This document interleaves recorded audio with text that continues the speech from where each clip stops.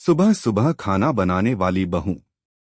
यह कहानी एक छोटे से गांव की है, जहां पर गांव के लोग अपने दिन की शुरुआत सूर्योदय से पहले करते थे।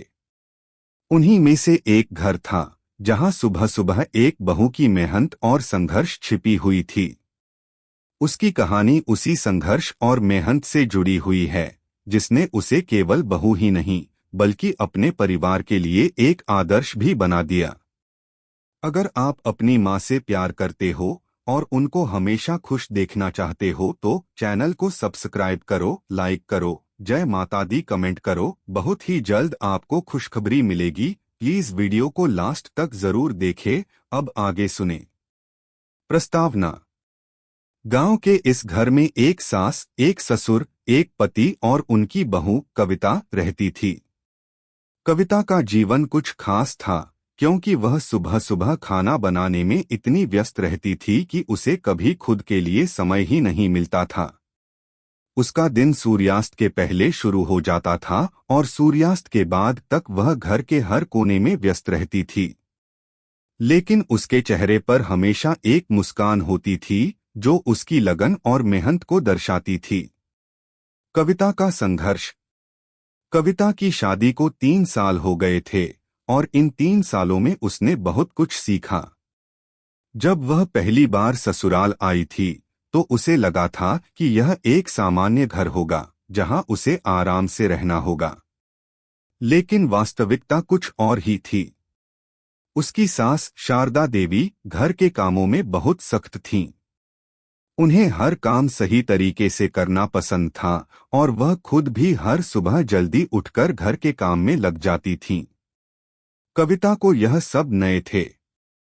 वह दिल्ली शहर की एक आधुनिक परिवार से आई थी, जहां काम करने वाली महिलाएं आम थीं और खाने पीने की व्यवस्था बहुत अलग थी। शुरुआत में कविता को बहुत कठिनाई हुई। वह जब सुबह उठती तो उसकी सास उसे सुबह जल्दी उठने के लिए कहती, कविता, समय की कोई कद्र नहीं है क्या? उठो, सूरज उगने से पहले काम खत्म कर दो।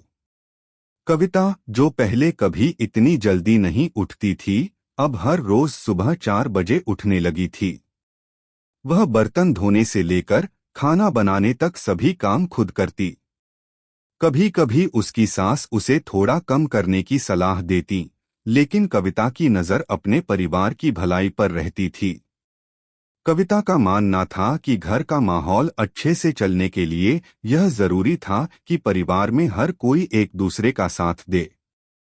लेकिन उसकी सास ने इसे पहले दिन से एक परीक्षा की तरह लिया था।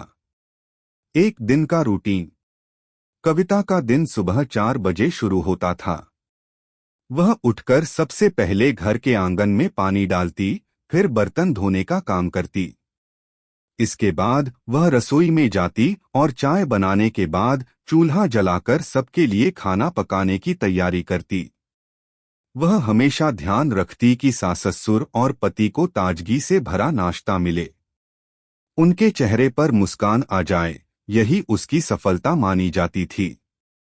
हर दिन का यही रूटीन था, लेकिन एक दिन ऐसा आया जब उसकी सास ने उसे एक नई चुनौती दी। चुनौती का सामना। एक दिन शारदा देवी ने कविता से कहा, कविता, अब तुमने सब कुछ सीख लिया है। अब एक नई चुनौती है। इस बार तुम्हें खिचड़ी बनानी होगी। यह सिर्फ स्वाद में ही नहीं, बल्कि घर की सुख शांति का प्रतीक भी है। कविता को यह सुनकर थोड़ा अजीब सा लगा, लेकिन उसने इसे चुनौती के रूप में लिया और पूरे मन से खिचड़ी बनाने की कोशिश की।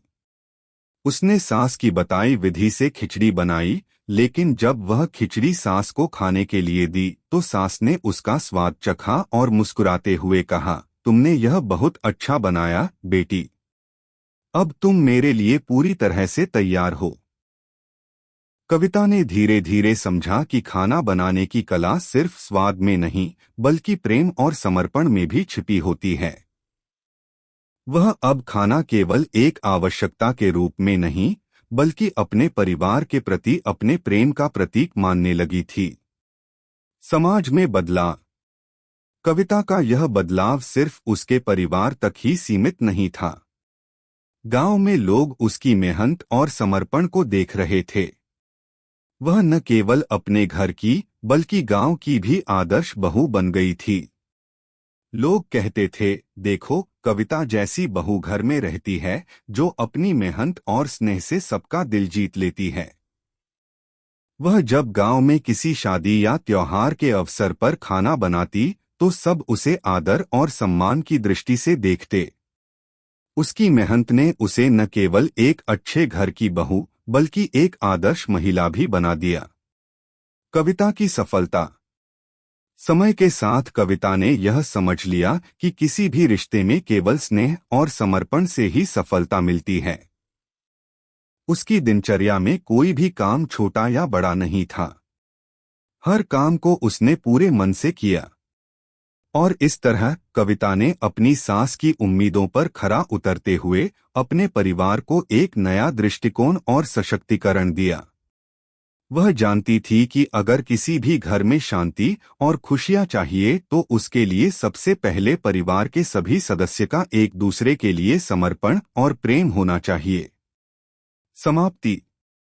कविता ने इस छोटे से गांव में अपने सामर्थ्य और प्यार से एक नई दिशा दी। उसकी कड़ी मेहनत, त्याग और समर्पण ने न केवल उसके घर का माहौल बदला बल्कि उसे एक आदर्श बहू और घर की प्रेरणा भी बना दिया। इस कहानी से हमें यह सीखने को मिलता है कि घर के काम और परिवार के प्रति जिम्मेदारी केवल एक दायित्व नहीं होते, बल्कि ये रिश्तों की मजबूती, प्यार और स्नेह का प्रतीक भी बनते हैं। कविता की तरह हमें भी अपने घर और परिवार के लिए समर्पित रहना चाहिए, क्योंकि यही हमें सबसे बड़ा सम्मान और सफलता प्रदान करता है। कैसी लगी आपको कहानी? प्लीज कमेंट करो, लाइक करो, सब्सक्राइब करो। धन्यवाद।